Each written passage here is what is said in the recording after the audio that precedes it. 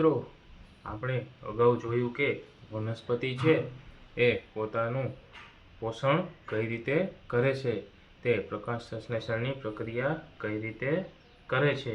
તો આપણે હવે જોઈશું કે વનસ્પતિ છે એ કાર્બોદિત પદાર્થ સિવાય પોતાના ખોરાકનું સંશ્લેષણ કઈ રીતે કરે છે. તો આપણે જોયું કે વનસ્પતિ પ્રકાશ સંશ્લેષણની ક્રિયા દ્વારા કાર્બોદિત પદાર્થનું સંશ્લેષણ કરે છે. આપણે અગાઉ જોઈ ગયા છીએ કે વનસ્પતિ એ પ્રકાશ સંશ્લેષણ દ્વારા કઈ રીતે કાર્બોદિત પદાર્થો મેળવે છે, સંશ્લેષણ કરે છે. કાર્બોદિત પદાર્થો કાર્બન, હાઇડ્રોજન અને ઓક્સિજનના બનેલા હોય છે. કાર્બોદિત પદાર્થો છે એ કાર્બન, હાઇડ્રોજન અને ઓક્સિજનના બનેલા હોય છે કે જેનો ઉપયોગ બીજા ઘટકો જેવા કે પ્રોટીન અને ચરબીના સંશ્લેષણ માટે થાય છે. પરંતુ પ્રોટીન એ નાઇટ્રોજન યુક્ત પદાર્થ છે જે નાઇટ્રોજન ધરાવે છે. હવે કાર્બોદિત પદાર્થ છે એ કાર્બન, હાઇડ્રોજન અને ઓક્સિજનના બનેલા હોય છે. એનો ઉપયોગ કોણ કરે છે કે બીજા ઘટકો જેવા કે પ્રોટીન અને ચરબીના સંશ્લેષણ માટે થાય છે. પરંતુ પ્રોટીન છે એ શું ધરાવે છે? એ નાઇટ્રોજન યુક્ત પદાર્થ છે. પ્રોટીન છે એ નાઇટ્રોજન યુક્ત પદાર્થ છે. તો હવે આપણને પ્રશ્ન થાય કે વનસ્પતિ છે એ નાઇટ્રોજન ક્યાંથી મેળવતું હશે? આપણને હવે એવો પ્રશ્ન થઈ શકે કે વનસ્પતિ છે એ નાઇટ્રોજન ક્યાંથી મેળવતો હશે? જો પ્રોટીનની અંદર નાઇટ્રોજન યુક્ત પ્રોટીન છે એ નાઇટ્રોજન યુક્ત પદાર્થ છે, નાઇટ્રોજન ધરાવે છે, તો વનસ્પતિ નાઇટ્રોજન ક્યાંથી મેળવતો હશે? તો હવે આપણે યાદ કરવો જોઈએ કે હવાની અંદર સૌથી વધુ પ્રમાણમાં કયો વાયુ રહેલો છે? તો આપણને ખ્યાલ છે કે હવાની અંદર સૌથી વધુ પ્રમાણમાં રહેલો વાયુ છે એ નાઇટ્રોજન છે. તો આપણને હવે યાદ આવ્યું કે હવામાં પુષ્કળ પ્રમાણમાં નાઇટ્રોજન વાયુ રહેલો છે. પરંતુ વનસ્પતિ છે એ નાઇટ્રોજનનું તેના આ સ્વરૂપમાં શોષણ કરી શકતી નથી. આપણને ખ્યાલ છે કે વનસ્પતિ છે એ હવાની અંદર રહેલો જે નાઇટ્રોજન વાયુ છે એ સીધો જ ઉપયોગમાં કરી શકતું નથી. તેથી જમીન કેટલાક બેક્ટેરિયા ધરાવે છે જે વાયુરૂપ નાઇટ્રોજનને ઉપયોગમાં લઈ શકાય તેવા સ્વરૂપમાં ફેરવે છે. હવે જમીનની અંદર કેટલાક એવા બેક્ટેરિયા છે કે જે હવાની અંદર રહેલો નાઇટ્રોજન છે તેનો ઉપયોગ કરે છે અને વનસ્પતિ તેનો ઉપયોગ કરી શકે તેવા સ્વરૂપમાં ફેરવે છે. એટલે તે બેક્ટેરિયા નાઇટ્રોજનનો ઉપયોગ કરી તે નાઇટ્રોજનને જમીનની અંદર મુક્ત કરે છે. તેથી આ નાઇટ્રોજન પાણી સાથે વનસ્પતિ દ્વારા શોષાય છે. હવે આપણે અગાઉ જોયું હતું કે વનસ્પતિના મૂળ છે એ પાણીનું જમીનમાંથી શોષણ કરે છે. તો તે મૂળ છે એ પાણી સાથે સાથે નાઇટ્રોજન પણ તેના દ્વારા શોષાય છે. તો આપણે જોયું હશે કે ખેડૂતો નાઇટ્રોજનથી ભરપૂર ખાતરો જમીનમાં ભેળવે છે. આવી રીતે વનસ્પતિ તેની નાઇટ્રોજન અને અન્ય ઘટકોની જરૂરિયાત પૂરી કરે છે. હવે આપણે ખેડૂતોને જોયા હશે કે તે નાઇટ્રોજન છે એ સીધું જ જમીનની અંદર ભેળવે છે.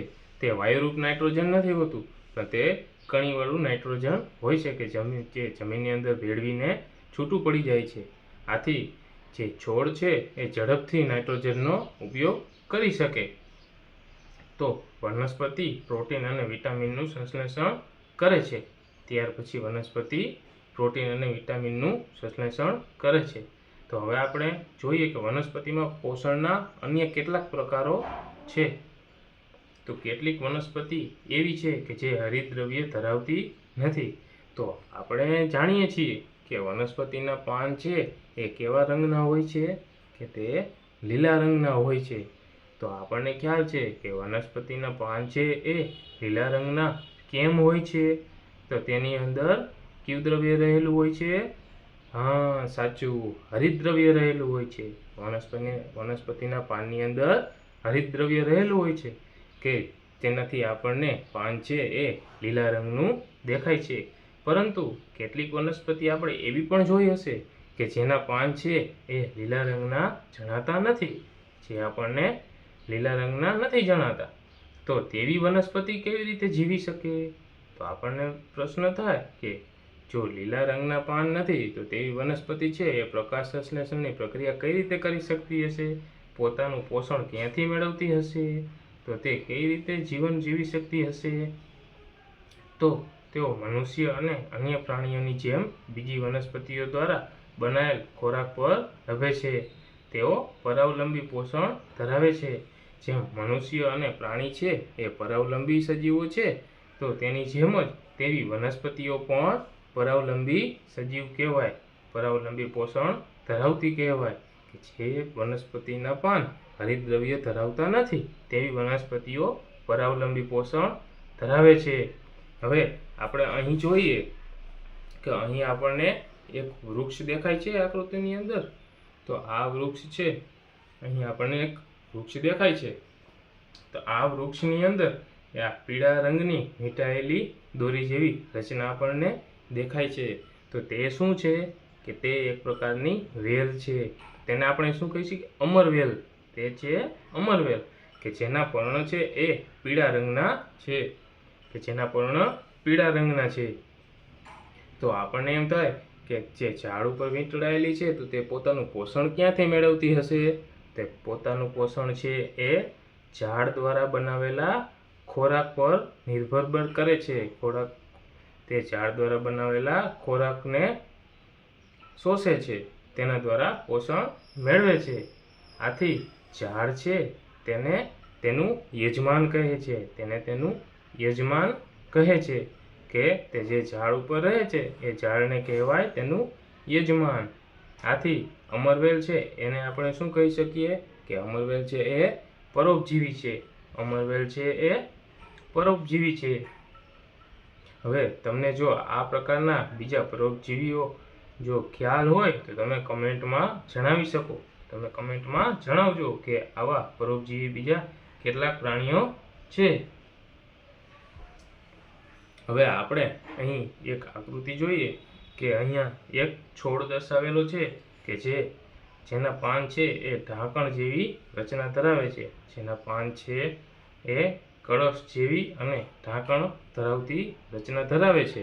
તો અહીં આપણે જોઈએ કે છોડ છે એના પાન છે એ ધીમે ધીમે આ ઢાંકણ જેવી રચના થઈ જાય છે. આ એક ઢાંકણ છે અને આ જે છે એ કળશ છે. તો આવી એક પ્રકારની રચનામાં ફેરવાઈ જાય છે. તો હવે શું થશે? કેટલાક કીટકો છે એ કીટકો આ છોડ પર આવશે અને આ કળશ જેવી રચના છે તેની અંદર જશે. કીટકો આ કળશ જેવી રચનાની અંદર જશે. તો જેવા જ કીટક આ કળશ જેવી રચનાની અંદર જશે તેવું જ આ વૃક્ષ આ છોડ છે તેના આ ઢાંકણ છે તે બંધ થવા લાગશે. જેવા કીટક અંદર જશે તેવું જ આ ઢાંકણ બંધ થવા લાગશે. હવે ઢાંકણ બંધ થઈ જાય એટલે કીટક છે એ બહાર નીકળી શકવાનું નથી. પછી આ જે કળશ જેવી રચના છે તે બંધ થઈ જાય છે અને કીટકની અંદર જે પાચક ઉત્સેચકો છે જેનું આ કળશ છે એ પોષણ તેમાંથી મેળવી લેશે. તેમાંથી કીટકમાંથી પોતાનું પોષણ મેળવી લેશે. આથી કીટકનો તે આહાર તરીકે ઉપયોગ કરશે. આપણે જો અહીંયા દેખાય છે કે જ્યારે કીટક કળશમાં અંદર પ્રવેશે છે ત્યારે ઢાંકણ બંધ જાય છે અને સપડાયેલ કીટક વાળમાં ફસાઈ જાય છે. કળશ જેવી રચનામાં પાચક ઉત્સેચકોના સ્ત્રાવથી કીટકનું પાચન થાય છે અને તેના પોષક તત્વો શોષાય છે. કીટકોનો આહાર તરીકે ઉપયોગ કરતી આવી વનસ્પતિને કીટાહારી વનસ્પતિ કહેવાય છે. આવી રીતે કીટકોનો પોતાના ખોરાક તરીકે ઉપયોગ કરે તો આવી વનસ્પતિને કીટાહારી વનસ્પતિ કહેવાય. આવી વનસ્પતિને શું કહેવાય? કીટાહારી વનસ્પતિ. કે જે પોતાના ખોરાક તરીકે કીટકોનો ઉપયોગ કરે છે. હવે આપણે જોઈએ કે અમુક પ્રકારના જે મશરૂમ પેકેટ વેચાય છે શાક માર્કેટની અંદર, અમુક પ્રકારના મશરૂમ પેકેટ જે વેચાય છે શાક માર્કેટની અંદર, તો તે કેવા જીવીઓ કહેવાય? તો કે તે મૃતોપજીવીઓ કહેવાય.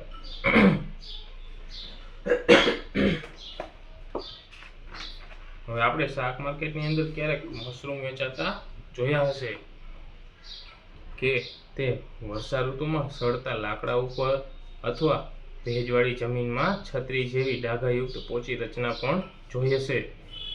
આપણે ક્યારેક ચોમાસાની અંદર ક્યારેક છોડની બાજુમાં અથવા મોટા વૃક્ષની બાજુની અંદર, તો ક્યારેક કચરાના ઢગલા ઉપર આપણે નાની છત્રી જેવી રચના જોઈ હશે કે જે મશરૂમ છે એ તેવી જગ્યાએ ઉગે છે. એમાં હવે આપણે એક પ્રવૃત્તિ કરી શકીએ કે આપણે એક નાનો બ્રેડનો ટુકડો લઈ અને તેને 2-3 દિવસ સુધી હૂંફાળી અને ભેજવાળી જગ્યા ઉપર રાખીએ. તો 2-3 દિવસ પછી આપણે જોઈએ કે બ્રેડ છે એ સડવા લાગી હોય છે અને તેનો આકાર આવો થઈ જાય છે. બ્રેડ આવા પ્રકારની થઈ જાય છે કે જેના ઉપર આપણે કોઈ બીજા જ પ્રકારનું કંઈક ફૂગ જેવી રચના જોઈ શકીએ છીએ. તો આ સજીવોને ફૂગ કહેવાય. બ્રેડ ઉપર જે 2-3 દિવસ પછી જે આપણને સફેદ કલરનું અથવા લીલા કલરનું જે આવરણ દેખાય છે તેને ફૂગ કહેવાય કે તે જુદા પ્રકારે પોષણ મેળવે. તેઓ બ્રેડમાંથી પોષક તત્વો શોષે છે. આવા પ્રકારનું પોષણ છે કે જેમાં સજીવો મૃત અને સડી ગયેલ દ્રવ્યોમાંથી પણ પોષણ મેળવે તેને મૃત પોષી પોષણ કહેવાય છે. હવે જ્યારે બ્રેડના ટુકડાને આપણે ભેજવાળી જગ્યા ઉપર રાખ્યું હતું અને 2-3 દિવસ પછી જોયું તો બ્રેડ છે એ સડી ગયેલ છે કે જેનું શોષણ ફૂગ દ્વારા થાય છે. ફૂગ છે એ બ્રેડનું શોષણ કરે છે. આથી તેને આપણે મૃત પોષી પોષણ કહી શકીએ. અથવા તે સજીવો મૃતોપજીવી પોષણ પદ્ધતિ ધરાવે છે તેને મૃતોપજીવી પણ કહી શકાય છે. આને મૃત પોષી પોષણ કહેવાય અને આવા સજીવોને મૃતોપજીવી કહે છે. આપણે અથાણા, ચામડા, કપડાં કે અન્ય વસ્તુઓ કે જે ગરમ કે હૂંફાળી જગ્યાઓ પર લાંબા સમયથી પડી હોય તો તેની ઉપર પણ ફૂગ ઉગે છે. વર્ષા ઋતુ દરમિયાન તે ઘણી વસ્તુઓ ખરાબ કરે છે. આપણે જોયું હોય કે વર્ષા ઋતુની અંદર અથાણા છે કે ચામડા છે કે કપડાં છે કે અન્ય વસ્તુઓ છે તેને આપણે હૂંફાળી જગ્યા ઉપર રાખી હોય અથવા ભેજવાળી જગ્યા ઉપર હોય તો થોડાક ટાઈમ પછી, થોડાક દિવસ પછી તેની ઉપર સફેદ કલરનું આવરણ આવે છે તો તેને આપણે શું કહી શકીએ? ફૂગ કહી શકીએ. આવી કેટલી વસ્તુઓ છે કે જેના ઉપર ફૂગ આવી જાય છે કે જેનું આપણે ખાસ ધ્યાન રાખવું પડે છે. તો તેની ચર્ચા તમે તમારા માતા પિતા સાથે કરી શકો છો.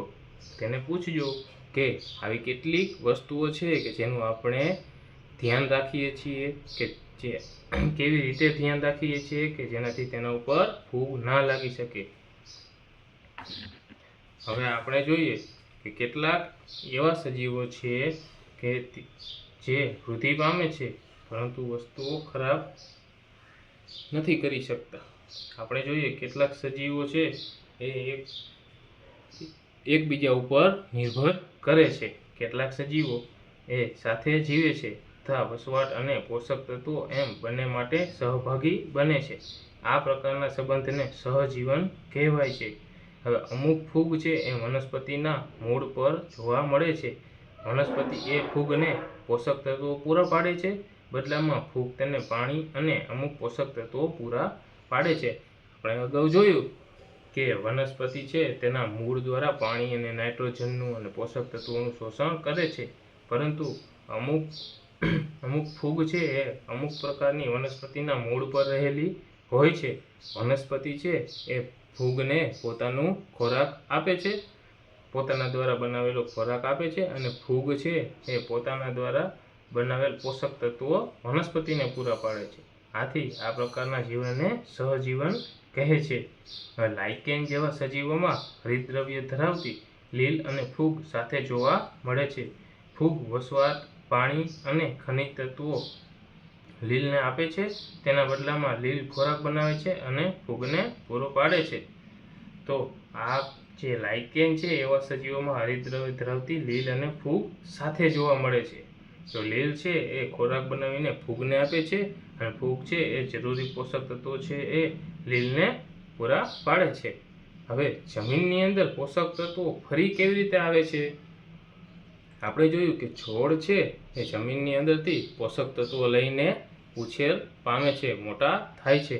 તો હવે આપણને એ પ્રશ્ન થાય કે જમીનની અંદર પોષક તત્વો જો ખૂટી જાય તો તેને આપણે ફરીથી કેવી રીતે લાવી શકીએ કે બીજી વખત જ્યારે આપણે છોડને ઉગાડીએ તો તે પાછા જમીનની અંદરથી પોષક તત્વો લઈ શકે. તો આપણે જોયું છે કે ક્યારેક ખેડૂત છે એ ખેતરમાં છાણિયું ખાતર અથવા રાસાયણિક ખાતર નાખતા હોય છે કે જેના લીધે જમીનમાં પોષક તત્વો ફરીથી આવી શકે. હવે આપણે શીખ્યા કે વનસ્પતિ જમીનમાંથી ખનિજ ક્ષારો અને પોષક તત્વોનું શોષણ કરે છે, તેથી તેમની માત્રા જમીનમાં ઘટતી જાય છે. છાણિયા ખાતર કે રાસાયણિક ખાતરમાં નાઇટ્રોજન, પોટેશિયમ અને ફોસ્ફરસ જેવા પોષક તત્વો રહેલા હોય છે. આપણને ખબર છે કે છાણિયું ખાતર અને રાસાયણિક ખાતરમાં નાઇટ્રોજન, પોટેશિયમ અને ફોસ્ફરસ જેવા પોષક તત્વો રહેલા હોય છે. આથી જ આપણે જમીનમાં છાણિયા ખાતરનો ઉપયોગ કરીએ છીએ. જમીનને સમૃદ્ધ બનાવવા માટે આવા પોષક તત્વો સમયાંતરે જમીનમાં ઉમેરવા જોઈએ. જો આપણે વનસ્પતિની પોષક તત્વોની જરૂરિયાત પૂરી કરીએ તો આપણે તેમને ઉછેરી શકીએ અને તેમની તંદુરસ્તી જાળવી શકીએ છીએ. જો આપણે રાસાયણિક ખાતર અથવા છાણિયું ખાતર જમીનની અંદર ના નાખીએ તો જમીન પોષક તત્વો વિહીન થઈ જાય છે અને છોડ પૂરતા પ્રમાણમાં ઉગી શકતો નથી, કે જેનાથી આપણને પૂરતા પ્રમાણમાં ફળ મળતું નથી. આથી આપણે સમયાંતરે રાસાયણિક ખાતર અથવા તો છાણિયું ખાતર જમીનની અંદર ભેળવતું રહેવું જોઈએ કે જેનાથી છોડ છે એ તંદુરસ્તી પોતાની જાળવી શકે. સામાન્યપણે પાક છે એ નાઇટ્રોજનનું પુષ્કળ પ્રમાણમાં શોષણ કરે છે અને તેથી જમીનમાં નાઇટ્રોજનની ઉણપ સર્જાય છે. તમે શીખ્યા છો કે વાતાવરણમાં પુષ્કળ માત્રામાં નાઇટ્રોજન હોવા છતાં વનસ્પતિ જેમ કાર્બન ડાયોક્સાઇડનો ઉપયોગ કરી શકે છે તેમ નાઇટ્રોજનનો ઉપયોગ કરી શકતી નથી. તેથી નાઇટ્રોજન દ્રાવ્ય સ્વરૂપમાં જરૂરી છે. રાઇઝોબિયમ જેવા બેક્ટેરિયા વાતાવરણમાંનો નાઇટ્રોજન લઈ શકે છે અને તેને જરૂરી સ્વરૂપમાં ફેરવી શકે છે, પરંતુ રાઇઝોબિયમ પોતાનો ખોરાક બનાવી શકતા નથી. તેથી તે મોટા ભાગે ચણા, વટાણા, મગ, વાલ તથા અન્ય કઠોળના મૂળમાં વસવાટ કરે છે અને તેમને નાઇટ્રોજનનો પુરવઠો પૂરો પાડે છે. આપણે અગાઉ જોઈ ગયા કે નાઇટ્રોજનનો ઉપયોગ વનસ્પતિ છે એ સીધો જ વાતાવરણમાંથી કરી શકતા નથી.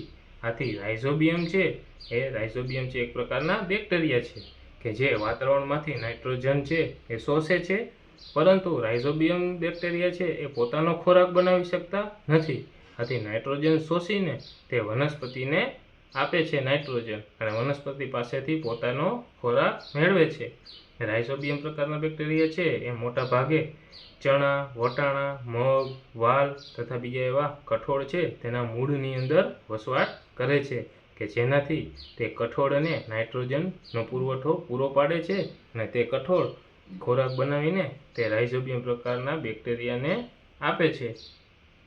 આમ જે જમીનમાં કઠોળ વર્ગની વનસ્પતિ ઉગાડવામાં આવે છે તેમાં નાઇટ્રોજનયુક્ત ખાતરનો ઉપયોગ ઓછો કરવો પડે છે.